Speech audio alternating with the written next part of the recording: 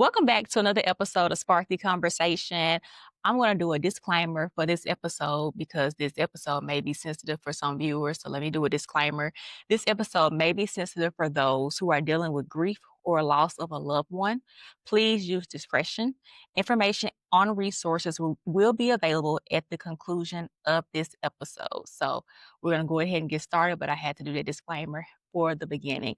So welcome back to another episode of Spark the Conversation. I am bringing back a repeat guest. Coach Tori is joining me today. Coach Tori was actually one of my guests on the Roar. She was like my second guest when I started incorporating guests. So I'm bringing her back. For those who don't know, Coach Tori helps families better deal with their emotions and communication. With her agency, Harris Family Agency. Today, she's going to focus on her role as a group grief support coach. So I'm going to give you some more information about Coach Tori, and then we'll deep dive into how she helps families with her group grief support specialization, if I should say. So Coach Tori is the CEO of Harris Family Agency. She's a certified parenting and life coach, and she's also a certified group grief support coach. So Coach Tori, before we get started in the deep dive of your group grief support and your coaching with that, tell us about the Harris Family Agency. Okay, no problem. So just so you guys can know just a little bit about the Harris Family Agency, we are a wellness program. So what we do is that we provide support for families, everybody in the family, all the members of the family, to really help them get over those life challenges. So when we say wellness, we're looking at like emotional support, grief support, as well as like those day-to-day stresses that you're like, what do I do with this? Life comes with a lot of challenges. So we're here to support you through those challenges. Beautiful. So tell us why you started the Harris Family Agency. Give us a little bit about that. Um, my journey into creating this was honestly because I needed support. So I was that person that was trying to figure life out. And I was looking for mentors, I was looking for coaches, but it was pretty expensive, And then I went through a phase in my life to where I didn't know who I was anymore. So I started this journey of what I call introducing myself to myself. And through that journey, I met so many wonderful people, and I realized that I wasn't alone. Like, there was a lot of people who wanted guidance, was looking for guidance, but they didn't have anywhere to turn to. Like, they didn't want to talk to a counselor because they didn't think it was that serious. They just wanted someone to sort of help them through that life journey. And that was me. I had experienced death. I had experienced the loss of a lot of different things, a career, a relationship. Um, I was dealing with a lot of loss and I didn't know what to do with it. So over time, I became curious on how do I manage this and what do I do? And through that research and through that process, I was like, I'm not alone, so let me do something about it. So I created the Harris Family Agency at a lower price, at a lower cost, to really meet the needs of people who just need guidance, who wanted that support. And I'm a fun and active and playful person, so I went through a lot of grief support myself, and it was really heavy. And I didn't want to experience that. So I started to create programs that was reflective and caused me to think about what I was experiencing and recognize what I was experiencing. And I took a deeper dive into trauma informed practices. And so I just merged the two together and I was like, okay, this is great. Yeah. And I started to work with different people and they were like, you need to do something with this. So I did. So why did you decide to become, I know you said you were dealing with grief and loss, Hmm. and that can affect anybody, especially if Yes. it was hitting you like all at one time. Yes. Why did you decide to become a certified group grief support person? And then for those who don't know what that is, can you tell them like what a group grief support coach does? Yes. So my role as a coach, I really just help you reflect on what you're feeling. Grief is it's different. It's hard to pinpoint grief. Sometimes people get grief confused with depression, and get depression confused with grief. So for me, going through that grief support program myself, I realized that I was dealing with grief in a very unhealthy way. However, the group that I was in, it was good for me to talk about it, but when I walked away, I didn't feel peace. I was really heavy, and I didn't feel like it was helping me in all of the areas of my life. So I wanted to become a coach because one, I was curious to see if there was a different way to handle grief. And then I became a coach because after I realized that I didn't have to um, live in this heaviness of grief, I wanted to share it with other people. Beautiful. So when you were becoming, because you said when you were going to the group sessions, you still felt heavy, but you decided to become a group Hmm. support coach. How did the skills that you were learning help you get through the grief that you were dealing with? Because you were essentially learning to help others, but did the Yes, skills that you learned help you? it did. Two things. It allowed me to be okay with my feelings. And it allowed me to share my feelings because I didn't talk about what I felt. So if you check out my website or if you have ever seen anything that I do, I like to say that all feelings matter Mm. because they do. Um, During my time of what I thought was grieving, I only had one feeling, and that was sad. So I would live in this place of sadness. If something went wrong, well, it was because I lost my brother. Or if something went wrong, oh, it was because I lost my mom. It was always a reason why something went wrong in my life. But in my head, it was because of the death of those two people. Mm. Yeah. So how did that what you learned navigate for you to hone in and deal with not well, how can I phrase this? How were you able to understand your feelings? Just being comfortable. Um, Understanding your feelings aren't hard. Mm. Accepting your feelings is where the challenge comes in.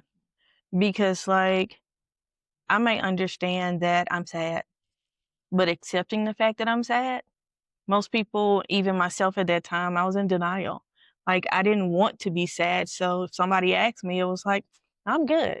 I'm fine. Not me. You know, I'm happy. I'm bubbly. That's me. But reality, I was sad. And I didn't want to accept that feeling Mm. because sadness, what I thought wasn't good. But when I realized that it was okay for me to be sad, it changed the world for me. So it gave me the opportunity to acknowledge what I was feeling and then come up with a game plan on how to not feel that way anymore. Beautiful. So now let's Yes. get into your grief group support and your coaching when you do coach people that come to you that need help because you can relate to what they're Mhm. going through because you suffered those losses in your Yes. life by influential people. I don't know if you want to share or I don't mind. you don't mind. Do you Yeah. mind sharing who? Sure.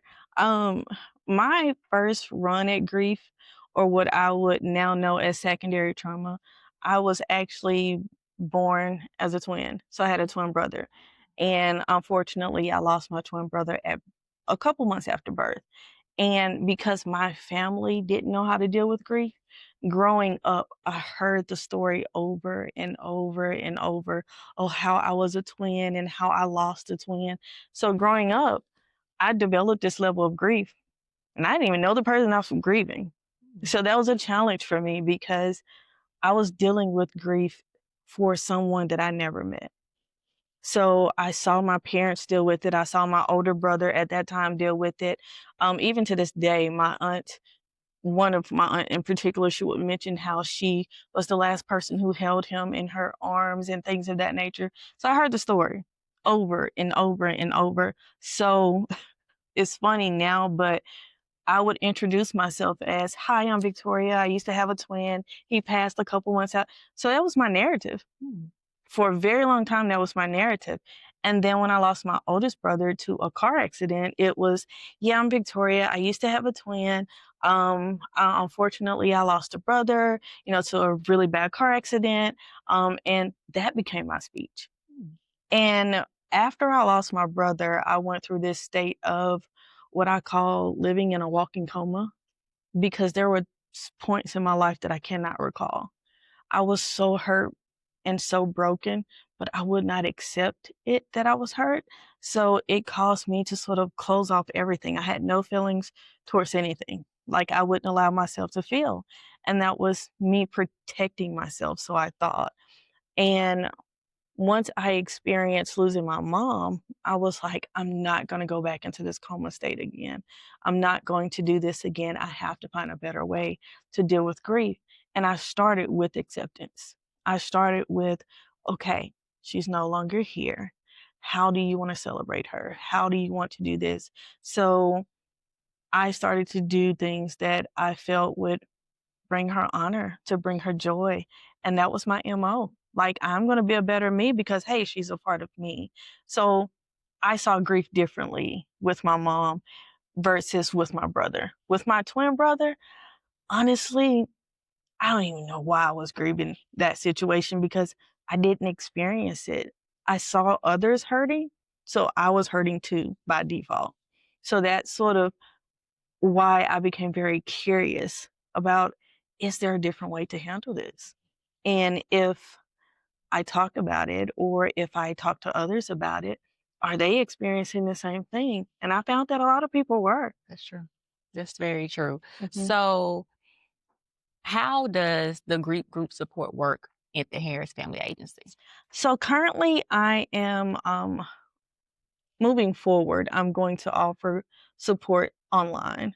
I was trying to offer it in person because I thought it created a safe place for people, but I'm finding it very challenging for people to get off work, to meet at different locations. So moving forward, I will be offering group support online, but the whole program is built around helping others accept and acknowledge what they're feeling. And once you accept and acknowledge what you're feeling, then let's find a way to process through this. Because some people handle grief through anger, and anger is not always good. So, how do we handle this? How do we move forward? How do we move to a place of peace? And those are all questions, reflective questions that we ask, but creating a space for them to have those feelings and allow them to process those feelings and move towards a place of peace at their own speed, it's life changing. It's life changing. It was for me. Let me ask you this, 'cause I know we talked, you're a certified group grief supports coach, Hmm. but you also offer one-on-one I sessions. do. Do you find that people are more open to one-on-one sessions, or are they more comfortable in a group, environment, or it just depends on the person? It honestly depends on the person, but what I have found in the past that people would start off in a one-on-one, and in conversation, I'll go, I know quite a few people who are feeling the same way. I do encourage people to transition to group support because it allows you to see that you're not alone. Um, Sometimes we feel like we can handle this life on our own, but I'm a firm believer that we are not meant to do life alone. But if you need that one on one time, I'm here for it. But I strongly encourage people to gradually move to the place of being able to share your story because someone sharing their story with me helped me. Me sharing my story with other people helped them. So I think there's power in everybody's story. So when you get to the place where you're comfortable with sharing, I often tell people you can save a life with just a few words. So the ultimate goal is to transition from one-on-ones to group setting. But if you need 6 months, if you need 6 years to get to that place, it's okay. And I'm glad you touched on that because sometimes people not well, I ain't gonna say they do, but it's almost like in in what's the word I'm looking for? Not knowing, we kind of put a time limit on Hmm. grief. Like you should be over this by Yes. now, but it's not our job or that person's job to tell you when you should No. be over grieving. Because I would think you'll grieve all the time. Like you said, it'll be a different way in how you choose to grieve. Yes. So I'm glad you said that because for someone who's trying to comfort someone, like I've had an experience every grief. Like I've lost both my grandmothers. I don't have Mhm. any grandparents at all Right. anymore.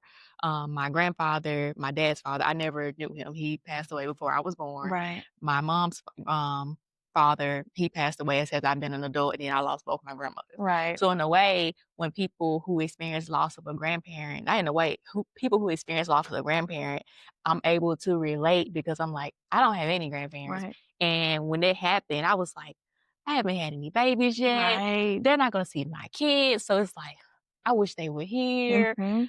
What am I gonna say? Like, Right. because they're not here anymore, so they'll never meet my future children. Right. And that sometimes that thought comes to my mind because it's like, I wish they would get a chance Right. to meet my grandmother, Yes. or they would have been their great Yeah. grandmother, but I don't have them anymore.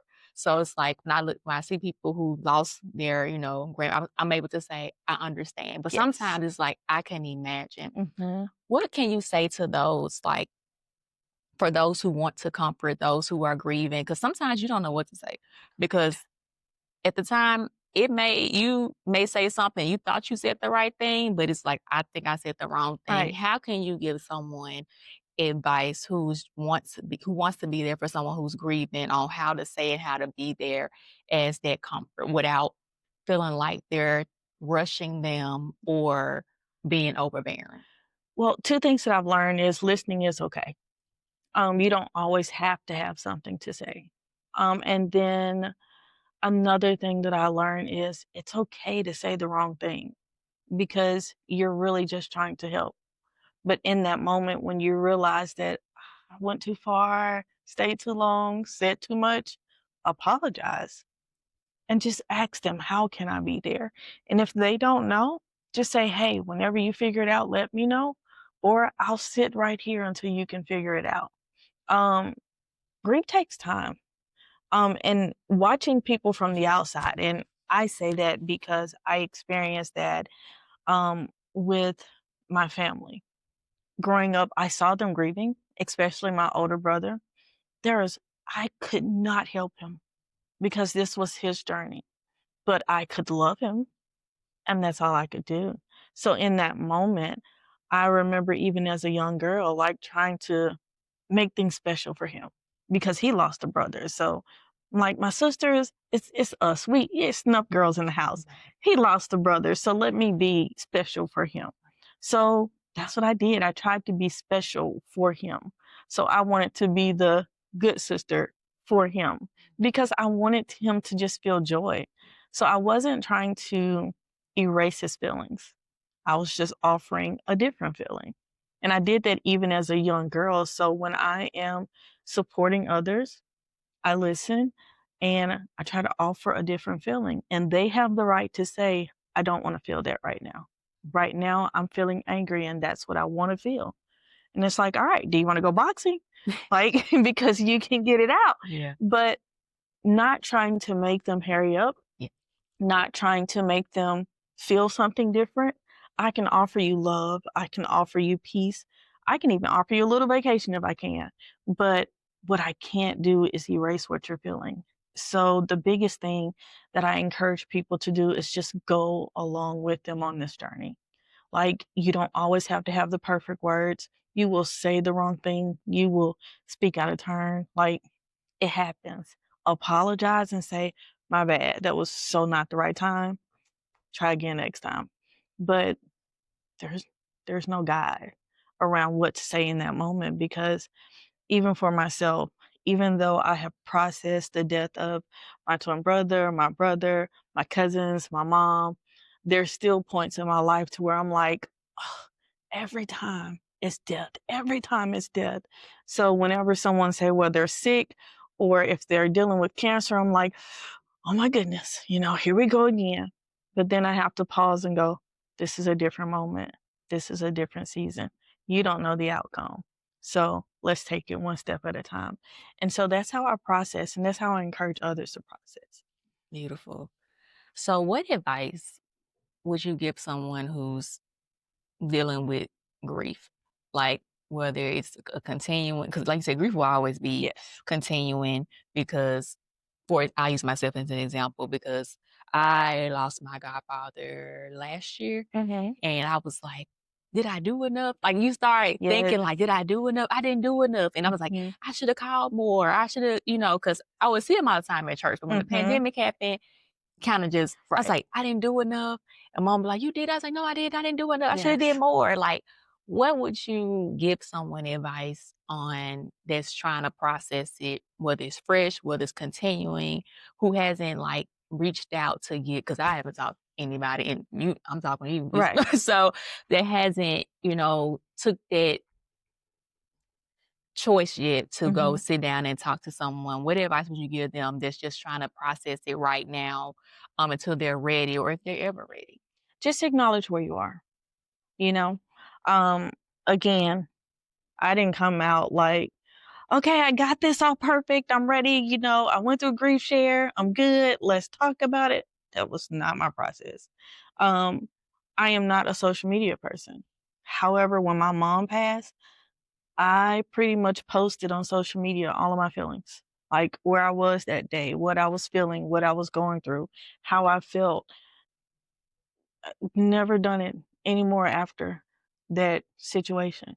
But in that moment, that's what I felt like doing. So each moment brought a different experience. So the best thing you can do is one, acknowledge where you are and acknowledge if you are ready to take that next step. And if you're not ready, then be okay with where you are. Now, if you're feeling like I need to do something else and I know I need to do something else, that is your mind telling you that maybe it's time for you to step out, even if you are afraid. So, this is an internal question that you have to ask yourself. How far am I willing to go? Am I ready for this? And even if you try to talk to someone and you're like, I'm not ready, it's okay to take a step back and say, I'm not just ready yet. Grab a journal, write your feelings down, ask yourself questions. Like for me, one of the questions I used to ask myself is, how are you feeling about this today? And there was times, especially if I would pass by the church, I would have these meltdowns and there was like a 3-second meltdown of me just crying. And I was like, why are you really crying? Are you sad because they're not here? Are you sad because you, like you said, you don't think you did enough? Are you sad because you have something else to tell them, something else to show them? Like, why are you really sad? And it got to the point to where I didn't know why I was really sad. I just knew that I was sad. So I would answer myself like, I don't know, I'm just sad. And it was like, okay, cry and then move on. But this was those self-talks I gave myself. That may not work for anyone else. But the biggest thing is just acknowledging where you are. Don't don't try to push those feelings aside like they're not there. Because when you begin to push your feelings aside, it's just like a shaken Coke bottle. Like when you take that top off, everything comes out. And it's like, this happened and this and this. And I was there. I mean, I bottled my feelings up so much so that when I ended a previous relationship, that person couldn't even identify me. They were like, I didn't know who you were at that moment. Like you were mean, you were evil. And that wasn't you. That's because I didn't express myself. So when it came out, it just came out in a whole bunch of just shenanigans. And I stayed in that place of shenanigans for a while until I was like, wait a second, that's not you. So who are you? What are you doing? And where's the girl that we knew?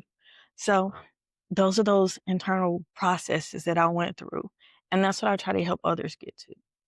I love it. This has been I hope this will be an impactful episode. Like I said, I know so many people that's continuing to deal with grief, dealing with grief. And I was like, I need to just do an episode about just trying to, but I know you had the Harris Family Yes. Agency, and I was like, is it a part of it? And it just ties in with Spark the Yes. Conversation. Before we go, Coach Tori, do you have any final words? um, as I've been saying all night, just be okay with where you are. Um, don't try to be anyone else. Don't try to process like anyone else. Just be okay with where you are. And if you need help, it's okay to go get help. Any shape, form, or fashion. Just do it in a positive way. I love it. Beautiful. Thank you for tuning in to Spark the Conversation. Subscribe to my YouTube channel, Spark the Conversation. You can also listen to me on YouTube Music as well. At the conclusion of this episode, in the description, there will be resources available for resources for you that you're if you're dealing with grief or know someone dealing with grief. So there'll be resources in the description of this episode. So make sure you go look for that if you need it or you know someone who does need it. Follow me on Instagram at spark underscore the combo. And you can also follow me on Facebook at Spark the Conversation. I will not be back next week because this is my last show for the year. I am regrouping and preparing for the new year for next year. So I get some rest, y'all, and get some more guests and get, and some new plans up for Spark the Conversation for the new year. But I plan and hope to see you all next year. Thank you all for tuning in and thank you all for being on this journey with me as I went full podcast mode at the beginning of this year. So, all right, y'all, I'm signing off. Bye, guys.